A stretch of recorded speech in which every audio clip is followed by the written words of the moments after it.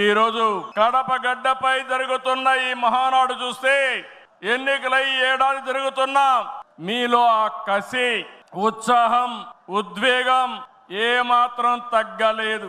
నేను చాలా మహానాడు చూశాను. దగ్గర మనం చూస్తే 34 మహానాడులు మనం జరుపుకున్నాం. 2 మహానాడులు డిజిటల్ గా జరిగాయి.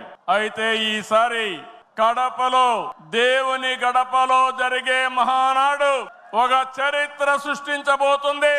సువర్ణాక్షరాలతో ఆంధ్రదేశ రాష్ట్ర ఆర్థిక పరిస్థితి ఒక దశ దిశ నిర్దేశిస్తుందని చెప్పి తెలియజేసుకున్నా. ఈరోజు చల్లని వాతావరణం. అన్ని మహానాడులంటే చాలా వేడివేడిగా ఉండేది, ఎండలు ఎక్కువ ఉండేటివి.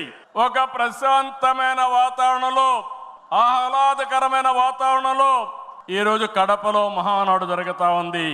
ఉమ్మడి కడప జిల్లాలో 10 స్థానాలకు గాను 7 స్థానాలు గెలిచాం. మన సత్తా చాటాం.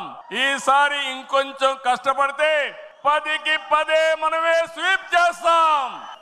రాయలసీమ ప్రజలు అద్భుత చైతన్యంతో ఈసారి ఇచ్చిన తీర్పును గౌరవిస్తూ వారికి ధన్యవాదాలు తెలపడానికి కడపలో మహానాడు పెట్టాలని నిర్ణయించాం.